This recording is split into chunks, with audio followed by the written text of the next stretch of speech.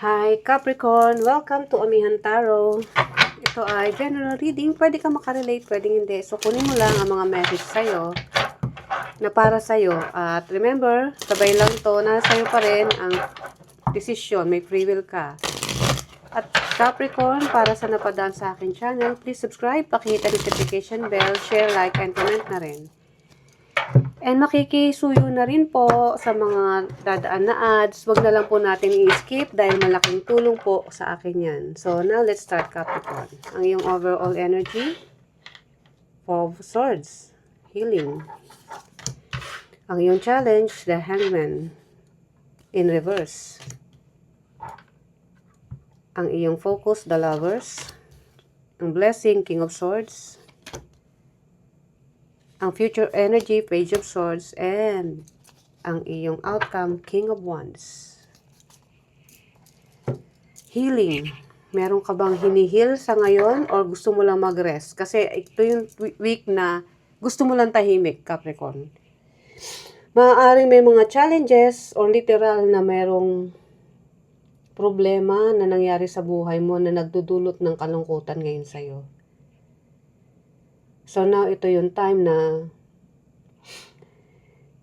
para kang nagluluksa sa lungkot.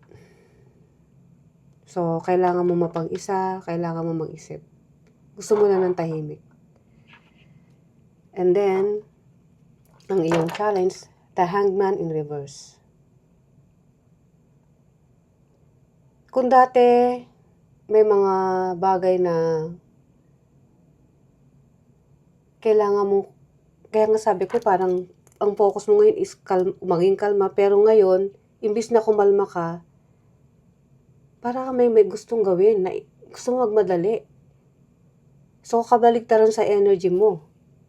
Hindi ko alam kung ano tong gusto mong madaliin. Madaliin bang matapos yung paghihil mo para makamove forward ka sa next level ng iyong buhay? Okay, we'll see. And then, ang iyong focus, the Lovers. Oh, maaaring may kinalaman to sa iyong mahal sa buhay or partner mo sa buhay na nagkaroon ng issue, problema. May nangyari bang parang nagtrayduran o may nang-ahas sa inyong relasyon? At kailangan mong mag-focus doon dahil gusto mong magkaroon ng kaliwanagan tungkol dito kung sino man tong involved or partner mo sa buhay. And then, ang iyong blessing, King of Swords. Alam mo, Capricorn, since ito yung blessing mo, kung ano man daw yung magiging decision mo, regarding this or regarding here sa iyong relationship, na parang sa ngayon malungkot ka dahil may nangyari, magdidesisyon ka, pero once na nagdesisyon ka, makiklear sa'yo na parang alam mo hindi na ganun kasakit. Yes, oo, ngayon tahimik ka, pero habang pinaplano mo kung ano man yung kasi itong si King of Swords, once na nagdesisyon yan, it means napaghandaan niya na. Kumbaga, tumibay na yung loob niya after niyang sabihin kung ano yung gusto niya sabihin. Okay, and then ang future energy, Page of Swords. Hindi ko alam kung sino yung may nag-iimbestiga o may iniimbestigahan ka pa rin.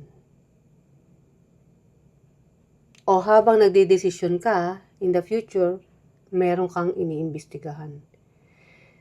At dahil dun sa maiimbestigahan mo, at makikita mo, kasi nakikita ko rito, may kaya nga ngayon healing kasi nag-heal ka, pero gusto mo madaliin ang proseso, pero habang nagdidesisyon ka, nag-iimbestiga ka. At nung makita mo kung ano talaga yung iniimbestigahan mo, and then ayun na, that's it. Kumbaga, dun marirelease yung bigat ng loob mo. Okay, and then King of Wands, ang iyong outcome. So, maaaring ito regarding kay King of Wands ng buhay mo. na which is ang focus mo ngayon. Kasi the Lovers. Okay, we'll see.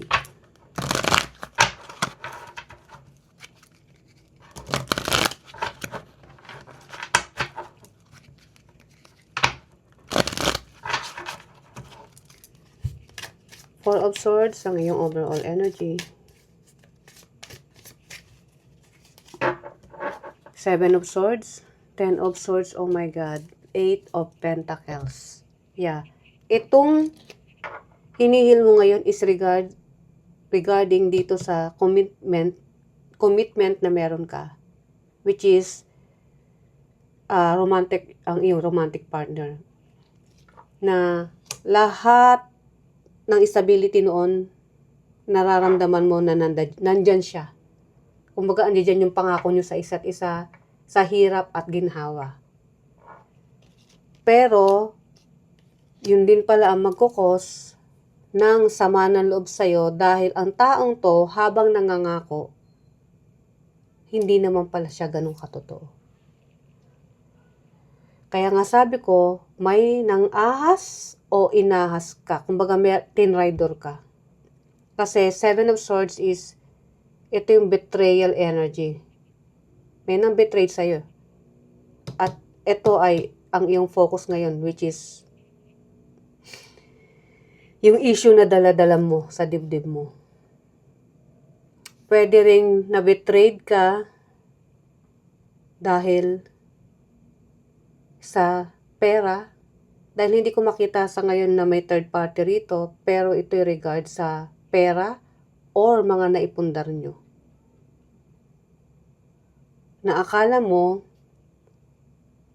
ito na yung partner na hinahanap mo, tulungan. Pero hindi pala. Habang nagtutulungan, ikaw, sige, puro bigay. Lahat dito yung effort. Samantalang yung isa is parang may ginagawa habang nakatalikod ka. Kaya pala gusto mo nang madaliin ang proseso. Maaaring meron ditong parang annulment na proseso or minamadali mo nang tapusin tong relasyon na ito. So, the Hangman in reverse, King of Cups, Six of Pentacles, and Two of Swords. Yes, mabigat. Mabigat sa loob mo, ayaw mo, pero kailangan mo maging matatag. Kasi, after mong malampasan to, tingin mo gagawin mo ng lahat para sa sarili mo naman. Kung sa tingin mo may nawala, hindi ka pa rin nawawala ng pag-asa na makakaahon ka uli at mababalansi mo uli yung buhay mo. Kasi ang tao pag tinrider yan, matindi kung magalit, pero pag nakalimot, mabilis. So ngayon, kahit na indecision ka, magdidesisyon ka pa rin para mapabilis ang proseso. Dahil gusto mo nang kalimutan kung ano man itong nakasakit sa'yo. Eight of Cups, kinlarify natin ang the Lovers, see? May ano rito.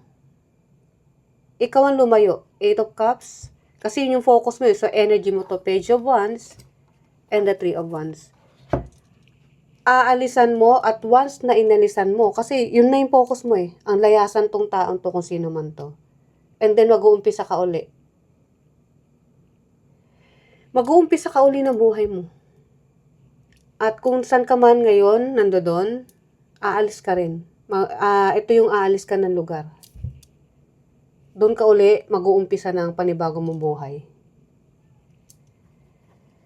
So, hindi ka lang matapang na nagdesisyon, matapang ka rin na lalayo. Kasi ayaw mo na talaga makita kung sino man to. So, ang focus mo rin is kung saang lugar ka pupunta, kung paano ka lilipat, pero aalis ka pa rin. Nagdesisyon ka na. And then, kaya pala sabi ko, ang blessing mo is yung pagiging matapang mo sa pagdedesisyon. Dahil once na na-release mo, hindi mo na talaga siya babalikan. Kumbaga, ngayon, tinapos mo na, tapos ka na sa akin. Ten of Pentacles, which is magkakaroon ng stability mo. See, the Hangman in reverse uli, oh. And then King of Swords. So, kung sa tingin mo, nadapa ka, medyo mahirap bago mag-move forward, umalis, this time, ibabalik mo yung stability na dating sinira, na meron ka na sinira ng taong to, ibabalik mo yan. Ngayon, kung medyo nababagalan ka sa relasyon na meron kayo dati, kasi merong mabagal eh. Alam mo yung kahit nabigay ka ng bigay, pero siya may ginagawa palang katarantaduan behind your back. Of course, kahit na meron kayong mga pinag-iipunan o meron kayong mga kung ano yung pag-aari ninyo, di ba yung buhay mo parang mabagal yung pag-asenso? So ngayon, pag nakawala ka na dyan, yung asenso mo biglang bilis. Hindi lang asenso mo ha sa career, kundi yung self-growth mo. Marirealize mo na lang na, tama pala ang desisyon ko na, layasan na yung buhay ko na, akala ko may stability yung pala. Wala. Kasi tingnan mo, King of Swords, kinlarify din ng King of Swords. So talagang buo yung plano mo na, that's it. Ako naman ngayon. Which is maganda dahil yung dating dalawa kayo na pinaghihirapan mo is para sa sarili mo na lang. And then Page of Swords, the Moon, Wheel of Fortune, and the Three of Swords. This is a third-party situation. The Moon is a secret. Nung nag-imbestiga ka, di ba sabi ko sa'yo, may iimbestigahan ka, nalaman mo yung sikreto ng taong to. Three of Swords na talagang tumatak ang sakit sa puso mo. Na yun din ang nagdala sa'yo para magpanibagong buhay. At talagang aalisan mo na. Literal, hindi lang siya kundi kung saan kayo nakatira, aalisan mo yun. Para sa'yo talagang, Seven of Swords, Ten of Swords, Three of Swords. Ang sakit niyan, Capricorn. Walang kapatawaran to, kaya naman pala biglang cut eh. Nung nagplano ka, that's it. Dahil sobra-sobrang pambibitray, kaya nga sabi ko, may nang ahas. So, third party nga, may nang ahas nga. Hindi ko lang alam kung yung third party is kakilala mo o hindi. At itong si Page of Wands, si King of Wands, we clarify. Page of Swords, see? Yung Page of Swords. Nine of Cups, which is yung ano? Asan ba yun? Ay, wala rito. Page of Swords, etong Page of Swords dito, Nine of Cups, and then the Justice card. Yeah. After mo mag-stalk o ma-imbestigahan, nagdesisyon ka, di ba? Yung decision mo yan, is, yun yung nagdala sa'yo ng, in the end, naging satisfied ka sa result na kung ano man yung pupuntahan mo o yung titirhan mo o yung lilipatan mo. Kung dati is Ten of Swords, ang kapalit niyan is Nine of Cups, which is stability, wish fulfillment. Damang-dama mo yung saya nung tinanggal mo yung tinik sa dibdib mo dahil sa itong taong to ay niloko ka. So, ready ka na. Kung saan man yung pupuntahan mo, yes, masakit, pero nakikita ko na bukas pa rin yung puso mo para sa ibang relasyon na kung sino man yung mag-o-offer ng love sa'yo, tatanggapin mo yan. Dahil para sa'yo, isa yun sa lalagay sa'yo sa mga stability or wish fulfillment na hinahanap mo. Okay, now, ang iyong last message, Capricorn.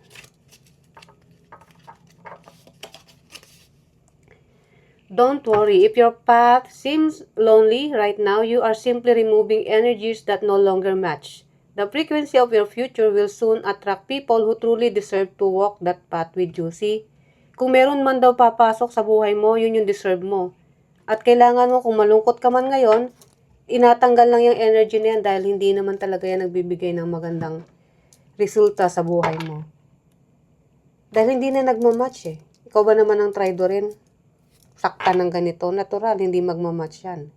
sa energy mo dahil nakikita ko yung energy mo, gusto mo lang ng magandang buhay. Pero yan ang dinulot sa'yo ng taong to. So, kung meron man darating, yan yung mga para sa'yo. So, Capricorn, ito ang yung reading. I hope nagustuhan mo. See you ulit sa mga susunod pa nating reading. Bye!